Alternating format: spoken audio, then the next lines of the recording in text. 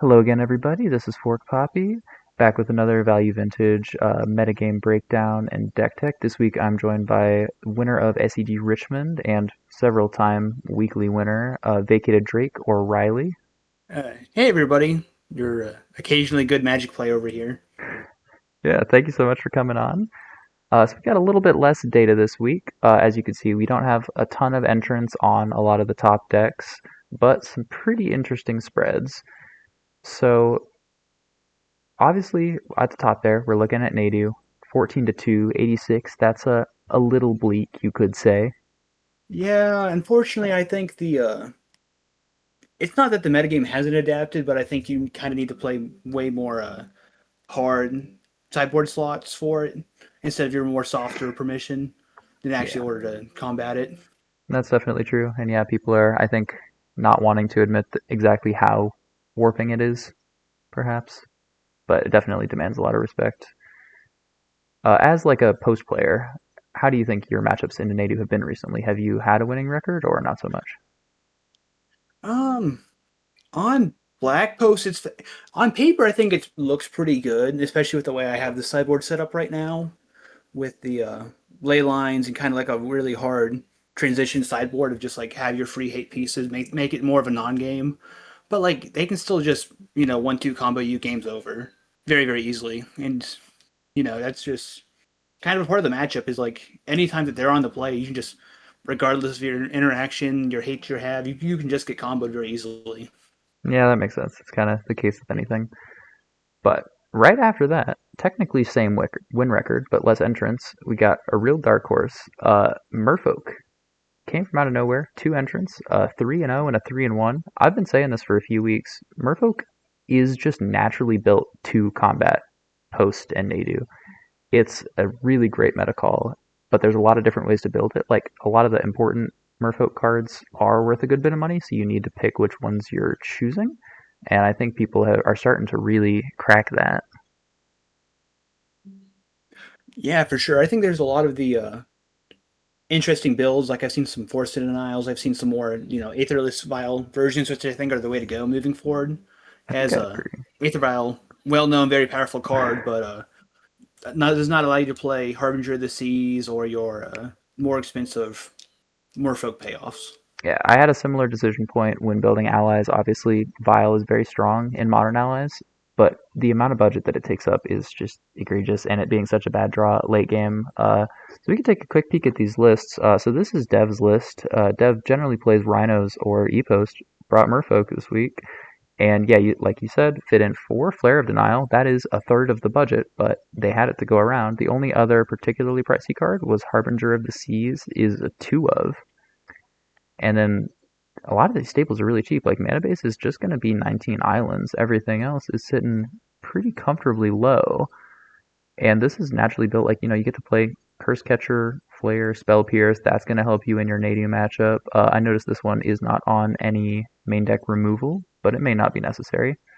And Harbinger of the Seas, Tide Shaper, and Spreading Seas. That's a whole 10 cards that would be good in the main deck anyways that happen to be incredible in the Cloud Post. But there are a few different ways to spend that budget. Like this list over here managed to fit in 4 Harbinger and 3 Hexcatcher, all pretty comfortably. Yeah, Hexcatcher is just a insane card. Insane card. I really like trying to jam the four Harbinger of the Seas before anything else. Especially nowadays, if you're able to just go like your Curse Catcher on one, Lord on two, or Tide Shaper on two, and then Harbinger on three just locks out a bunch of decks.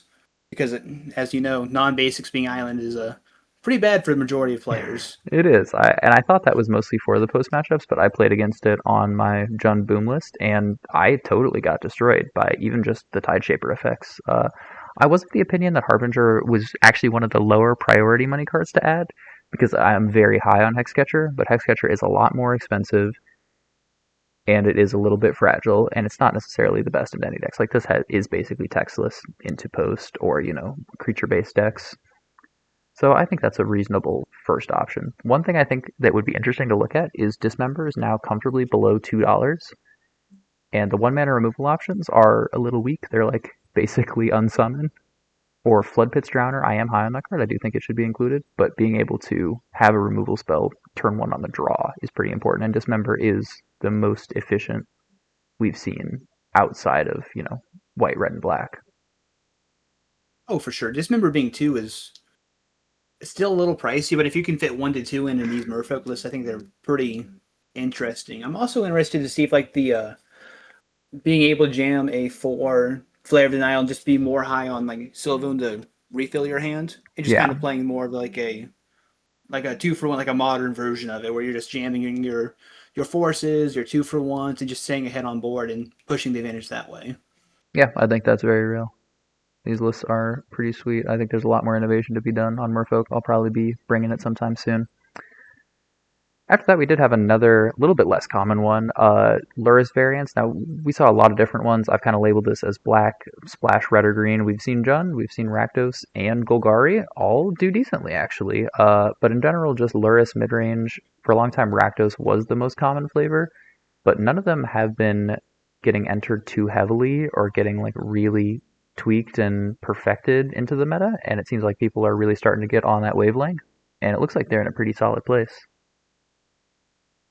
Oh, for sure. Like just the Luris grind potential is insane against all of these other non non-interactive or go way over the top decks. If you're doing anything that's not your Nadu or Post, Luris lines up very very well into you, and even against Nadu, just having you know 1 interaction, 2 interaction followed by creature creature creature ends the game very very Yeah. quickly. It And strikes a good Nadu, balance between the pressure and the interaction in like, a traditional mid-range deck would. right? Like Nadu can and will rebuild just like Post does very very quickly. But if you just are able to pressure them out in 2.5 turns, that's often the pressure to get the win. Absolutely, yeah. And I think we are seeing definitely obviously removal, hand attack, cheap interaction, that's where you want to be. But specifically him to Turok and break the ice are really strong tools right now. And I think these Lurus decks are where they're finding their best home. A lot of people have been saying that mono black aggro would be very well positioned right now, and I do think that could still be possible. But I did want to highlight on here, it did actually have a few entrants, but it only maintained a 33% match win record, which is a little disheartening. Yeah, I think unless you do a complete deck rebuild and just or not hire dark, you're not playing any dark rituals, or you're going all in and it drops considerably. I think there's kind of hard to make a change. The way I would approach it is if you're unable to play 4 dark rituals, you need to be more in on your hand attack, your hymns, duresses, inquisitions, things like that, and then follow it up with threats.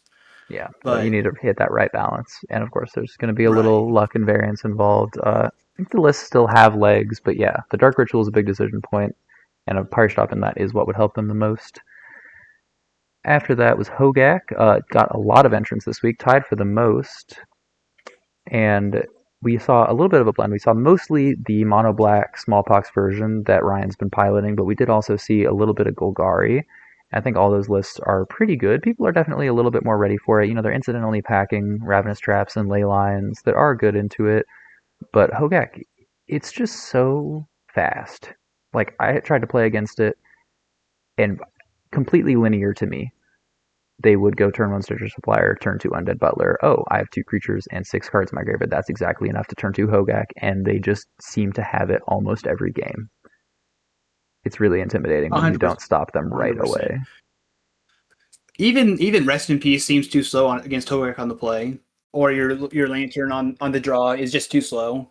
Because if they have any priority point to cast Hogak, they're going to Yeah. 100% of the time. Yeah, it's definitely very intimidating and still performing quite decently. And then the real highlight of today, Black Post. So we're gonna do a full deck tech on this, but you've been one of the premier pilots of it. It's been you, Plasma, and Zone Inc. that have been brewing this over the last few weeks, and I think we're just gonna move through the rest of these, then pay a lot more attention to that list itself. But this is a really interesting innovation. Blue Post is also back. We've seen pretty much every flavor. Blue Post had one weaker showing and then one really good, a 4-0 in one of the MTGO events. I have had just never seen it in an event before, so I wasn't sure what it would be like in today's meta, but it looks like it's definitely still got some legs. Yeah, Blue Flow seems like a really interesting situation. Like it seems really good against the slower decks, or even against like My consideration of it would just be, traditional. Oh, your green post is your green Tron from modern. Blue post, blue Tron for modern equivalency. But it played a lot better than that, just because of how Cloud Post plays, and along with the Mindslaver lock as well, is Yeah, a very very powerful end game to get access to. it is. There is definitely some contention as to whether that really needs to be eating all the budget that it does. I kind of think there's some other win cons we could find that wouldn't take up so much budget that could be good for that deck. But I mean, hey, it does win games. And I think for the most part, if you're going to be playing Blue Post, it's up to whatever flavor you want to win the game. If you just want to play Mishra's Helix and tap out all their lands and then mill them with Fringe Post, that's a viable It's pretty play. real, yeah. If you just want to go to Timer, that's a viable play. But Hey, we did see there was a game that the Blue Post player did win based on game actions, but lost due to the MTGO clock, and that was a shame. And then Blue Red Tempo I wanted to highlight. So only a 50% win record, but it also had as many entrants, tied with Hogak. So these were mostly Izzet, but we did see a few mono blue variants. People are really interested in Tempo and Delver right now, really trying to make it work. And I've been in the same boat. I've been trying to figure out, what would the shell look like? Because a deck that, playing a lot of spell pierces, remans, mana leaks, lightning bolts, and then efficient threats sounds like it should be strong in the meta right now, but no one's been able to crack what that shell is that will actually, cross over into that 60-70% win rate or stand up to the top decks. yeah, I've been doing a little bit of work on Is It Tempo myself, and it's just been a very hard spot to be in, as you're kind of forced to play for Spell Pierce's main just to combat the combo, like the spell combo decks. And then anytime you run into a creature matchup, it just feels so abysmal. You just look at these two Spell Pierces in your hand, you go, well, I guess I lose game one, I get to board these out. Yeah, that is definitely a tough place to be. And I think there's still a lot of debate over, yeah, what the splash color is. Does there need to be a splash color? What's the threat package? There's still so much room to be done there, but so far it's not quite getting there. High Tide, I also wanted to highlight. This is generally viewed as one of our top decks. Did great in the last section of time that we looked at, but in these 2 weeks only got two entrants, a 3-1 and a 1-3, so a little bit in the middle. Definitely still something to take seriously, though. Oh, And then, 100% High Tide will just run the event. then Rhinos, still pretty real. A lot of people like to think it's completely out of the meta, and it's definitely not where it used to be, but we did have a few entrants, went 6 and 7, 46% win record is not the worst place to be. Yeah, Rhinos is in a tough spot with the Seeming Spirit guides going up, but I think there still might be some version of a Tempo Rhinos deck, but it's still definitely not nearly as good when you can't just jam out a turn one Rhinos, turn two Rhinos. Yeah, absolutely not. But the core of it and some of the interaction that it has available to it, like Fury, Runescale Stormbrood, and Dead Gone, are really good. Like that could still be a core interaction package that can compete. It's just people need to figure out where they want to put that budget, and there's still been a lot of debate over that. And then probably the most shocking, our popular answer for top two deck, Eldrazi Post, had 18 rounds played, 8 to 10, 44% match win rate is shockingly low based on the past couple of months. Yeah, E-Post I think is in a fine spot right now, but definitely can get preyed upon by these merfolk Nautilus if they're just not prepared for them. If you're not prepared to deal with a Harbinger of the Tides, you're going to lose to one. If you're not prepared for early combo, you're going to lose to it. High Tide as well. All these more quicker wins rather than trying to draw the game out, playing against Yeah. like the Luris piles, things like that. Yeah, they've got strong tools for all those matchups, but they do just need time, and I think people are much more ready to not give them that time. They're picking the right sideboard options or even main decking hate into that matchup the effects of it are really showing. And we can look briefly at your e-post list because that was your main deck for a long time. This is what you won Richmond with. Where do you think you're at with the list right now? You still think this is considered like a top dog? Like you'd be pretty comfortable registering this in a big event? If Disruptor Flute stays where it's at and every about this list stays where it's at, I'm 100% registering this 3 times for Cincinnati. Okay. Disruptor Flute is not an okay card. No, no, it's really insane. I've seen that in the more prisony lists. I played it in Red Post, and it's very impressive. And I mean, the core of this still looks pretty untouched. It's definitely still very strong. You got the full playset at Myco Spawns right now. That's a good place to be. Oh, one thing I've been curious about. So the one of Mystic Forge, does that still feel pretty strong to you, even without the Glaring Fleshraker Storm plan available? I'm going to say yes.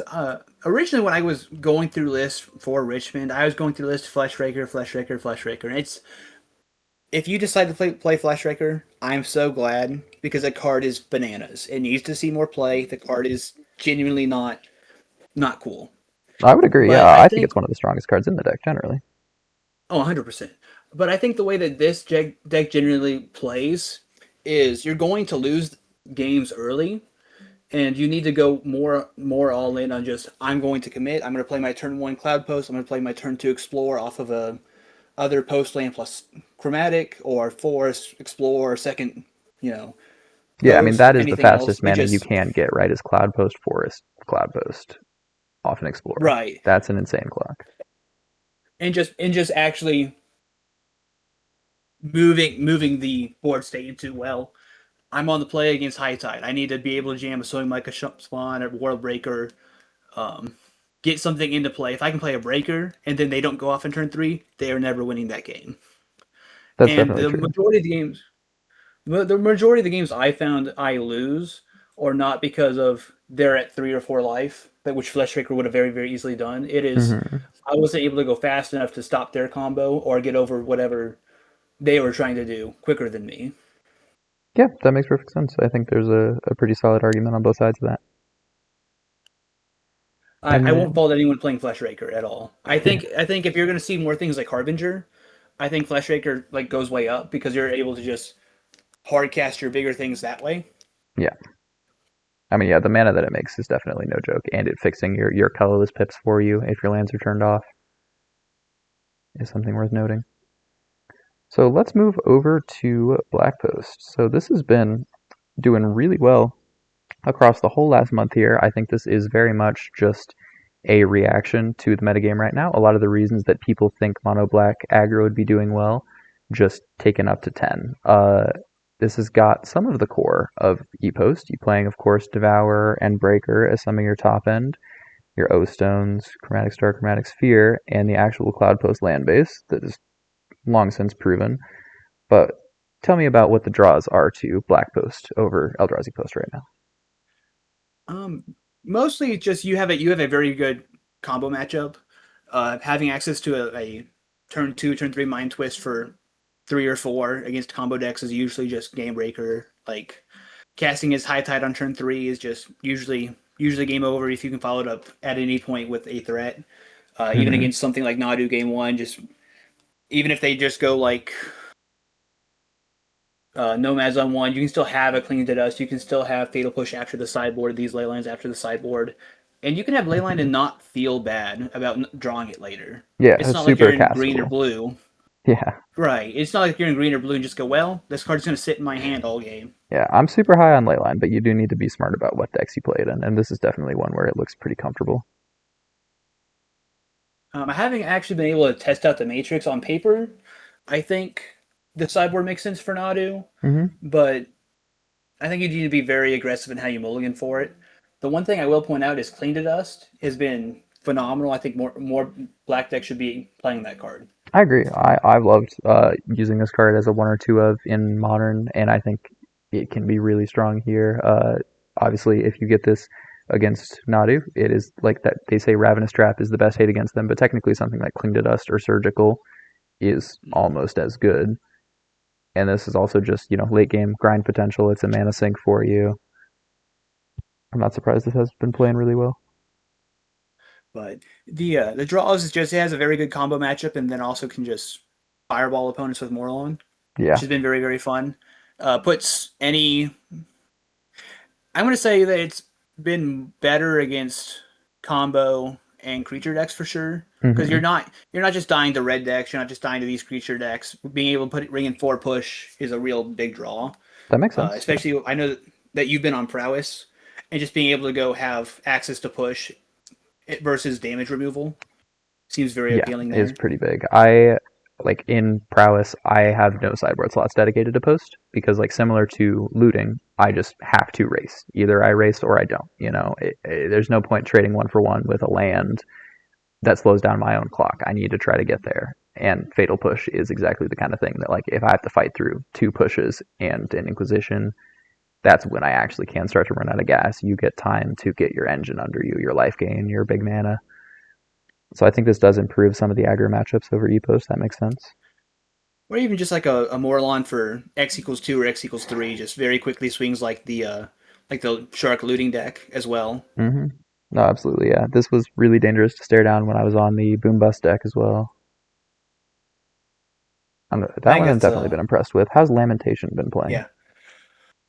Surprisingly, I've been using it more as a haste beater out of the graveyard Mm-hmm. with the Trench Post target myself for playing in Lamentation. Yeah, Has been fairly decent. Just hard casting it naturally, like through a Damping Sphere or through, you know, Alpine Moon or some other form of hate has been very nice as well. yeah, it's super doable. I do definitely like the curve dropping to 6 a little bit more because it just makes playing through Damping Sphere, etc., a lot easier. The one thing I will say is, other than your Oblivion Stone and Bloodstone, the artifacts and enchantments are very, very difficult to hate Yeah, from Black Post compared to Green. that is definitely true. Yeah, I feel like playing like just a Feed the Swarm wouldn't feel very good. Like you're not much of a one for one deck. I am surprised kind of not to see more Oblivion Stones. Like I know you have Erebos' Intervention, or at some time you run 0 Point Ballad as a creature wrath. I guess no, Intervention isn't even a wrath. That's just targeted removal. Have you felt comfortable with only two O-Stone, or do you feel like you'd want more than 75? I've liked the two O Stones so far, along with the Silex out of the sideboard, to just sit Mm-hmm. on 0 as well for the Cascade decks. Um, I think it's been okay. I wouldn't mind going up to 3. However, it's kind of been in a difficult spot to be in because you want to get on board, obviously, as every deck wants to do to win the game. And so your O Stones feel worse here as you don't have more guaranteed mana through like your Myco spawns or like your easy ways to Yeah, find post. you And so can't you're get not your World cracking it Breaker back as out of your yard.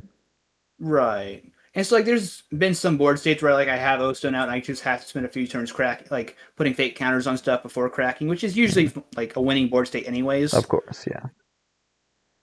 But it's not necessarily where this wants to be at. That does make sense to me. And I do Right. appreciate, it's being somewhat split between the main and the side because in a matchup like High Tide, it's basically textless. Right. I think that's a smart call. I think that's where Black Post has been trying to like I've been trying to figure out what it's missing. I think it's still missing something. It's just a little clunky. Like Hmm. you have access to all these powerful cards. Like your Mind Twist on 2 or 3 is super powerful, Yeah, especially if the opponent takes one mulligan or God forbid a second one. yeah. No, You're already I doing think this is this like the signature card of the deck for sure. 100%. Mind Twist is not a cool card to play either. Yeah. Did you know it wasn't restricted before building this? So apparently a lot of people didn't.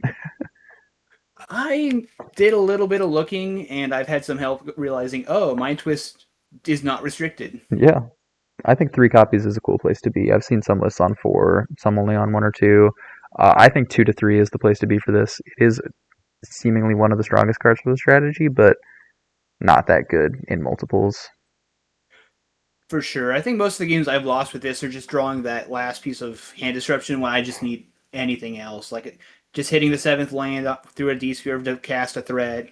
hitting one of my other threats, even a cycler at that point to just keep the ball rolling. No, that makes perfect sense. So I think that about sums up Black Post. I think this is incredibly well positioned right now. It's a pretty cool innovation. Remains to be seen, as things adapt. Maybe this will continue to fall out of favor for like blue, green, maybe red post will continue to get pushed. But I think right now this is one of the best decks I would recommend registering. Deck sweet. I did lose to Blue Post in the last tournament, which was Mm-hmm. kind of interesting for me as they were just able to get the Mind Saver loop going. Yeah. And my graveyard disruption is fine. Main board, Yeah. like I have two There's a clings, I have two cling, yeah. airboses, but afterwards it's very awkward because I don't want to be bringing ley lines just for that. It's like kind of like Yeah. a weird game for sure. Yeah, that's a pretty interesting layered matchup. I think we would need to play a lot more games on it to really understand that board plan. We have some more people bring it But up. like, We get to find out. yeah, I do hope to see blue post more often because I figured like the Inquisition, Mind Twist, classic black hand disruption would just end up beating the blue deck, but Inquisition's kind of not very good against blue post at Yeah, all. it's not. I have seen more and more people moving actually away from Inquisition in favor of either main deck Duress or something like Dreams of Steel and Oil, because Dreams of Steel and Oil is just so much better into post specifically, and it's fine into Nadu. Have you ever thought about trying that? I have not, but I've also been seeing some more Divest or Dreams, these Hmm. other things I have been considering more and more of as of I keep playing this deck. I might consider doing like a 2-2 split of Hmm. Inquisition and Dreams. I I think that think it would be really just interesting to depends on see. what you're Yeah, trying to see. yeah. But I think it is interesting to do that main deck, and then you still have your Duress side as a cheap option. You bring that in for the combo matchups. So since we're running a little bit For sure. short, I think we could just take a quick peek at the couple lists I've been playing this week. I'm not going to do a full deck tech on them or show any gameplay because they didn't really pan out very well. But we could do a quick glance at them. So I played Mill in 3 different events. I was really thinking that with Exhibition Tidecaller, Mill could finally like have the pieces that it needs to exist in the meta. And my first event, I went 2-2. I thought maybe it'd be there, but it definitely wasn't. Uh, a lot of the best cards in Mill are really expensive. Ruin Crab's over $1 a piece, but Hedron Crab is like 250. Jace is $1.50. Fractured Sanity 250. Visions of Beyond 250. Everything's pretty expensive, and like Demir lands are very pricey. So it's really hard to do a black splash for removal and more efficient graveyard hate. So this list was pretty cool. I really like the idea of like Trapmaker Snare to have access to 6 copies of Ravenous Trap or Archive Trap. But Archive Trap, turns out you can't really make monocolor decks shuffle because they don't play fetch lands, and Field of Ruin has to target a non-basic. So there were some matchups where the Archive Trap just was basically textless, and that felt pretty weak. I don't know, you got to play some Yeah, games against it, right? What did you think of Mill? I think it's in a very interesting spot. I think it's having access to surgical extraction against the combo matchups is definitely, especially main board, is something I would like to be at, Yeah. as they're just not going to be, they're not going to not be expecting it, right? But like it's just nobody expects the main board extractions. No, yeah, is at its price point, like we don't see a lot of it, but it's one of the most important tools for this deck. And Hmm. it's good against post too. If you happen to Thought Scour away their Cloud Post early on, you can surgical all 4 copies of it. It only takes one field of ruin. Yeah, that helps too. Yeah, naturally a little tech against the big mana there. But yeah, I think this just it needs a bit more tweaking, but it also has naturally a bad matchup into decks that aggressively use their graveyard, like Hogak. I did really poorly into Hogak, and that's something I thought I might be ready for with Ravenous Trap plus tutors for Ravenous Trap, and it just ended up not being enough. But I think there's plenty of room for innovation here. I do like the minor missteps from the side to help combat the more aggressive matchups for sure. Definitely pointing some tools for those sorts of matchups. Yeah, this is one of my favorite counterspell options for the sideboard. It's super cheap, only 16 cents. It's relevant into Cascade, High Tide, every aggro matchup. I think this could see a lot more play. Oh, for sure. I think I should be. I think I should probably be playing it in more blue decks. I could definitely see that. And then the other list I How played were that the oh yeah, go ahead. How were the Sailor's Banes for you? I don't know that I ever actually saw them. I boarded them in a couple times. I thought it would be a good tool for like if I just needed to be able to produce a big blocker and buy a lot of time into like a mid-range deck, but it never really ended up being relevant. I think there's a good case that maybe those should have been Jace's Phantasms or just more removal of some kind. But it was an interesting Gotcha, concept. gotcha. I don't disagree, but I do think the Jace's Phantasms is probably where I would be at. I think that may be right, yeah. And then the other list I've been playing this week that didn't quite go coast to coast, I ended up going 1-3. I did beat Black Post though. Was your classic Boom Bust Cleansing Wildfire, but in a Jund shell. It's something I've been thinking about for a long time because targeting Eumidian Hatchery with these late game sounds very strong. And another pull of going into Jund is the Chain of Acid plus Witherbloom Apprentice combo. So if you have a Witherbloom in play, you can Chain of Acid targeting a non-creature permanent. In this case, you'd want to do an indestructible land, and then just repeatedly copy the spell with the same target, draining your opponent for one each game, or each time you copy it. Plus, just some reasonable threats to ramp into. I thought this list was very interesting, and it could still do better. It's just really hard to find the splits, right? Like, you need to have some pressure. You need to have some real threats. That's generally the point of these boom bust lists, is ramping into like an initiative threat or a pyroglyph. It just got a really good tool in Tablet of Discovery, helping the ramp plan, card advantage. This can cast a bust extremely quickly, which is good into a field of big mana. But trying to do the combo build, you've got 4 Boom Bust, 4 Chain, 4 Wildfire, and 4 Apprentice. That's 16 cards. That's a quarter of your deck. Plus 21, 22 lands. It's really hard to fit in the correct amount of pressure and interaction, card advantage. The list is just very tight. For sure. The Tablet of Discoveries, I happen to be the Black Post player that he absolutely destroyed. It was not very close, but the tablet ended up being very, very impressive from my side of it. Immediately hit boom, I think twice during our games and just Yeah. cast it, which was very, very strong. And then being able to Definitely not going next to happen turn all the cast the time, bust but side. That's a good place to be with this but card. the tablet was definitely very good. Ursine Monstrosity, I gotta give that card points. It is just a 3-turn clock. Majority of the time, it is just going to kill people. Yeah, and I did have a nice split of card types. That helps with this a bit. I do think Ursine is one of the stronger. There's probably a case, though, like when I originally built this, I had 4 Ignoble Hierarch, and I wanted to balance, that's a different way I can ramp. Ignoble is so good, reasonably cheap, and that's why I wanted some of my threats to be 3 mana rather than 4. But since I cut the Ignobles, I think there's a good chance that some of these should have just been, like the more traditional Naya Boom list, just been Undermountain Adventurer or Caves of Chaos Adventurer, and focus more on trying to cast them ramped off a Wildfire. For sure. I think a interesting spot to be in as well is a like turn 1 duress, turn 1 interaction, turn 2 wildfire. Hmm. I guess it doesn't really line up the way you want it to, but like turn 3 pyroglyph, I think is a spot you'd like to be in. It's not bad at all, yeah, as long as you can put a few things in the graveyard, yeah. Pyroglyph is probably my favorite top end creature. Like, I loved playing this in Australian Highlander. Like, it's just such a huge life point swing. Even, like, it's basically Flame Tongue Kavu, right? Flame Tongue Kavu is awesome. But it can also I, happen to just go face for 7.